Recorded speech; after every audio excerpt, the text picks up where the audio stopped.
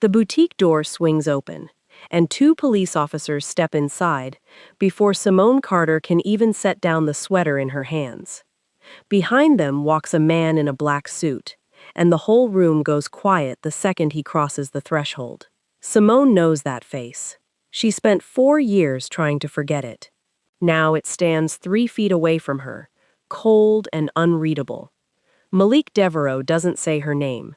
He gives one short nod to the officer beside him. Simone Carter, you're under arrest. Her hands go numb. The sweater slips to the floor. Please, she whispers, not here, not in front of everyone. If a moment like this already has you leaning forward, hit subscribe now. Billionairtales has stories that won't let you look away. The officer reaches for her wrist. Metal cuffs catch the light. Then a small voice cuts through the store. Daddy! A little boy breaks free from the play corner by the window. His sneakers slap the tile as he runs, not toward his mother, not away from the officers, but straight into the arms of the man in the black suit. Malik freezes. He has never met this child in his life. Hi viewers, if one lie stole 4 years of your life, could you ever forgive the person who told it? Drop your answer in the comments before you keep watching. The boy wraps both arms around Malik's neck and holds on tight, like he's been waiting his whole life to do exactly this. Malik looks down at him, then up at Simone, and something in his chest shifts in a way he can't explain. Why did he call me that? His voice comes out low, cracking at the edges. Simone presses a hand over her mouth. Tears fill her eyes before she can stop them. The officer holding the cuffs pauses, unsure now if she should finish what she started. Every customer in the store is frozen. Nobody moves. Nobody speaks. Simone lowers her hand and finally answers, her voice barely above a whisper. I prayed this day would never come. Malik stares at her, waiting for more, but nothing comes. The boy in his arms only tightens his grip, unaware that one word has already changed everything in this room. The cuffs stay open in the officer's hand. Nobody in that boutique has any idea how far back this story really goes, or how much has been buried for 4 long years. The phone buzzes once at 2 in the morning, and Simone's whole body goes still before she even reads it. 6 years ago, this same phone sat between her and Malik on a diner table in Culver City, back when his card declined and she paid for his coffee without thinking twice. He paid her back for a month straight, then with dinners, then with a promise ring bought on money he barely had. They built something real out of almost nothing. A cramped apartment, a shared dream about a house with a garden someday, kids running through it, laughter filling every room. Then the investors found him. His company exploded almost overnight. Meetings in New York. Calls that started at midnight and ended before sunrise. And always beside him, his new chief of staff, Desmond Ray, smooth-voiced, and always so sure of himself. She's a distraction, Desmond told him once, quiet as a friend giving advice. You're about to close the biggest deal of your life. This isn't the time for love. Malik never agreed to that. Not out loud. But somewhere behind the scenes, Simone's calls started disappearing before they ever reached him. Her emails vanished. A letter she mailed to his new office never arrived. Someone wanted them apart, and neither of them knew it yet. Simone finds out she's pregnant on a Tuesday morning, alone in a bathroom that still smells like his cologne on a towel he left behind. She calls him, nothing. She writes a letter, honest and hopeful, and mails it herself. Days later, one message finally comes through on that same phone. We're done. She reads it twice, 3 times. She has no way of knowing Malik never sent it. She sits on the bathroom floor with the phone in her lap and cries until there's nothing left, one hand pressed flat against her stomach, already promising a child she hasn't met, that she'll never let him feel unwanted. Outside her window, the city keeps moving like nothing happened at all. Simone doubles over in a hospital hallway in Inglewood, alone, no one holding her hand through the pain tearing across her body. She gives birth to a son that night, and names him Elijah. Under father, on the birth certificate, she leaves the line blank, because what do you write when the father chose silence? The school lets her go 2 months later. Budget cuts, they say, though everyone in the building knows the real reason is easier to write down than to say out loud. She works 2 jobs through the fall, a diner in the mornings, and a call center at night. Elijah asleep in a stroller behind the counter, because there's no one else to watch him. 3 miles away, Malik Devereaux becomes the youngest self-made billionaire in Los Angeles history. Magazine covers, interviews, a mansion in Bel Air he walks through alone every single night. He believes Simone left him for someone else. She believes he chose money over both of them. Neither one knows they're both victims of the same lie. Somehow, from 2 jobs and a stroller behind a counter, Simone saves enough to open a small children's boutique on Rodeo Drive, a dream she never imagined chasing without him beside her. She builds it herself, sale by sale, year by year. Have you ever had to rebuild your whole life from nothing, with no one helping you? Comment your story below. Billionairtales wants to hear it. One afternoon, a supplier she's never worked with offers her designer children's clothing at prices that seem almost too good to be true. She hesitates. Bills are due. Elijah needs shoes that actually fit his growing feet. She accepts the deal. She has no idea what she just walked into. A federal agent slides a folder across a desk in downtown Los Angeles, and Malik almost doesn't open it. Counterfeit luxury goods have been flooding resale markets across California for 18 months straight. Investigators trace the shipments backward through 3 shell companies and one small boutique that keeps showing up on every single invoice. Malik's company runs its own anti-counterfeit division, working quietly with federal agents to protect brand partners across the city. Case files land on his desk every week. Too many cases. Too little time to read them all. Then he sees the name typed at the top of the page. His hand goes still on the folder. Simone Carter. He tells himself it's a coincidence. Common enough name. But the address listed is a boutique on Rodeo Drive. And something in his chest tightens like a fist, closing around a memory he buried 4 years ago. He pulls the surveillance photos. It's her. Older now.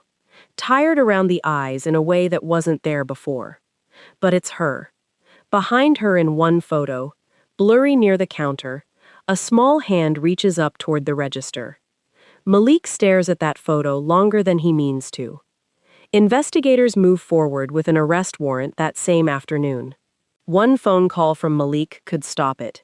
He doesn't make that call. Not because he wants her punished. Because some part of him, the part that never stopped thinking about her, needs to see her face again, even like this. He tells himself it's about the case. He knows that isn't true. Present day, the boutique, the officers, the cuffs half raised in the air. And then, the boy running straight into his arms. "Daddy!" Malik kneels down slowly, still holding Elijah, and looks into a face that mirrors his own. Same dimples, same crooked smile, same eyes he sees every morning in the mirror. Simone is crying now, not from fear of the arrest, but from the weight of a secret she's carried alone for 4 years, finally breaking open in front of strangers. "When was he born?" Malik asks, barely above a whisper. Simone tells him the date. He does the math without meaning to. 9 months back from that date lands exactly on the last night they spent together, before everything fell apart around them. The color drains from his face. "He's mine," Malik says, and the words feel foreign coming out of his mouth. Simone nods, unable to speak through the tears now streaming down her face. If a reveal like this shook you, Billionairtales needs your subscribe before the next chapter drops. The officer holding the cuffs lowers her hand, unsure now whether to finish what she started. Malik rises to his feet, Elijah still wrapped around his neck, and turns to the officers with a voice that leaves no room for argument. "Stop this arrest. Now." The officers exchange a look, then step back. Simone watches him, waiting for an explanation that hasn't come yet. waiting to understand how the man who once broke her heart is now the only person standing between her and a jail cell. She doesn't know yet that Malik has already started asking the questions that will unravel everything. She doesn't know his name isn't the only lie hiding in this story. The storage unit door creaks open, and dust rises into a shaft of afternoon light in Culver City. Malik steps inside alone. No assistant, no camera crew, no explanation given to anyone at the company. He needed answers, and answers don't come from boardrooms. They come from places nobody thought to check. He pulls old phone records first, spread across a folding table under a single bare bulb. Hours pass. His eyes burn from staring at spreadsheets full of numbers that mean nothing, until suddenly, one line does. A call routed through his old office, made the same week Simone said she tried reaching him. Blocked. Rerouted straight to voicemail, then deleted before it ever reached his phone. His hands go cold around the paper. He calls a retired receptionist next. A woman named Odessa Freeman, who worked the front desk of his old office building for 11 years before retiring to Pasadena. She answers on the second ring, surprised to hear his voice after all this time. "I remember something odd," she tells him, her voice careful, like she's been waiting years for someone to finally ask. Desmond gave strict instructions. Any mail, any calls from a woman named Simone, they never made it to your desk. I thought it was strange. But he was your right hand. I didn't think to question him. Malik grips the phone so tight his knuckles go white. Desmond Ray, the man who sat beside him through every deal, every dinner, every sleepless night, building this company from nothing. The man he trusted with his company, and without knowing it, his entire life. Have you ever trusted someone so close to you that you never saw the damage coming? Tell us in the comments. Billionairtales wants to hear what happened to you.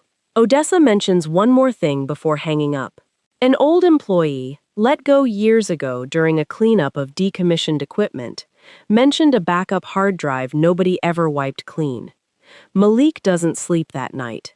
By morning, he has a name, a location, and a promise to himself that he will not stop until he holds that hard drive in his hands. The screen flickers to life at midnight, and Malik's breath catches in his throat. Hundreds of files load across his laptop, recovered from a hard drive that sat forgotten in a storage unit for 4 years. Deleted emails from Simone, desperate and honest, time-stamped and never delivered. Voicemails he never heard. Her voice young and scared and full of hope all at once, begging him to just call her back. A photo surfaces next, a hospital room. Simone, exhausted, holding a newborn wrapped in a blue blanket, time-stamped the exact night Elijah was born. Malik's hands shake as he clicks through image after image. A birthday invitation for Elijah's first birthday, sealed in an envelope that was never mailed, sitting in a digital folder labeled simply, "Hold." She never stopped trying to reach him. Not once. Not ever. He sits alone in his office chair, the city lights blinking outside his window, and lets 4 years of stolen truth play out in front of him, on a glowing screen. His phone buzzes before sunrise. It's the federal investigator assigned to Simone's case. "We found something," the agent says. Her supplier, the one offering those impossibly low prices, connects to a fraud network that's been running for years. She wasn't laundering anything. She was set up. Malik closes his eyes. The same name keeps surfacing behind every piece of this puzzle. Desmond Ray. The investigators move fast now, racing to finalize evidence before prosecutors can file formal charges against a woman who did nothing wrong except trust the wrong people at the wrong time. By morning, agents arrive at Desmond's office to bring him in for questioning. His desk sits empty. His phone goes straight to voicemail. He's gone, and Malik knows exactly what that means. Federal agents corner Desmond Ray on a runway in Van Nuys, seconds before his private plane can leave the ground. He doesn't run.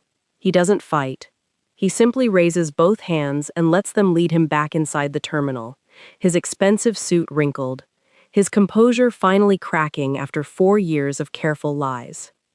Under pressure, in a small interrogation room downtown, he finally tells the truth. Years ago, he feared Simone would distract Malik right before a billion-dollar investment round that would define the company's future. So he made calls, deleted messages, blocked every delivery meant to reach Malik's desk.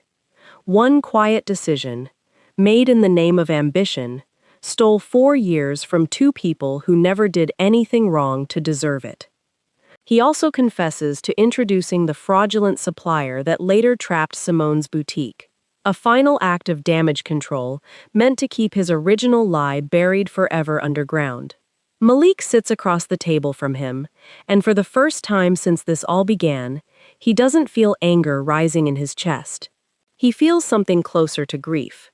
"You cost me 4 years with my son," Malik says, his voice steady but heavy. "Money can replace almost anything in this life. It can never replace that." Desmond says nothing back. There's nothing left worth saying. If a betrayal like this makes your chest tighten, hit subscribe and turn on notifications, because Billionairtales has more stories exactly like this one coming soon. Outside the building, Simone waits in her car with Elijah asleep in the back seat, unaware that the man who destroyed her life just confessed to everything inside those walls. She has no idea her name is about to be cleared. She has no idea Malik is about to walk back into her life for good this time, and nothing is going to stop him. The courtroom doors swing open, and Simone walks in with her head held high for the first time in months. Digital records, financial trails, sworn testimony from Odessa Freeman and a dozen other witnesses who finally came forward once Desmond's arrest made headlines across the city. The evidence stacks up fast, and within 1 week, the case against Simone collapses completely. She is fully exonerated. The judge dismisses every charge, and the fraud network built around Desmond Ray falls apart piece by piece as more victims step forward with their own stories. Desmond is sentenced to 11 years in federal prison for wire fraud and obstruction, a sentence the judge calls fitting for a man who stole years from an innocent family out of pure greed. Malik doesn't wait for lawyers to draft a careful statement. He stands outside the courthouse steps, cameras rolling, and speaks the truth himself. No script, no spin. "I failed to see what was happening right in front of me," he tells the crowd, his voice cracking slightly. "I'm not here to defend myself today. I'm here because my son deserves better than 4 years of silence between his parents." Simone watches from a distance, Elijah's small hand wrapped tightly around hers, tears sliding down her face as she hears him say it out loud for the whole world to witness. Forgiveness doesn't arrive all at once. It comes slowly, in small conversations over the following weeks, in Malik showing up every single day instead of only promising to. One evening, as Malik tucks Elijah into bed for the very first time in his life, the little boy looks up at him with sleepy, half-closed eyes. "So can Daddy come home now?" Malik looks toward the doorway, where Simone stands watching quietly. She doesn't answer right away, but this time, she doesn't say no either. 1 year later, a line stretches down the sidewalk outside a boutique on Rodeo Drive, customers waiting for the doors to open on launch day. Simone's brand has grown into something nationally recognized now, her name printed proudly above the door she built with her own 2 hands, sale by sale, year by year, without anyone's help until now. She remains CEO. She built this, she keeps it. Malik invests quietly behind the scenes, never once putting his own name above hers, because this was never about ownership. It was always about finally showing up when it mattered most. Elijah grows up surrounded by honesty now instead of secrets. Bedtime stories from both parents. Weekends that used to be missing pieces of his childhood finally filled in completely. Malik and Simone don't rush anything between them. Trust, once broken this badly, rebuilds slower than it ever breaks apart. But it rebuilds, one honest day at a time. The lesson in this story was never really about wealth, or billion-dollar deals, or private planes waiting on runways. It was about communication, about trust, about how one man's pride and another man's manipulation can steal years that no amount of money will ever buy back for you. Instead of revenge, there is forgiveness. Instead of humiliation, there is healing. Instead of exposing weakness, there is a family choosing, every single day, to rebuild what was almost lost forever. If this story moved you the way it moved us, subscribe to Billionaire Tales and turn on notifications so you never miss a story like this one again. Share your thoughts in the comments below, because your story might be exactly what someone else needs to read today. And if you believe second chances are worth fighting for, tell us who you'd give one to, right now in the comments.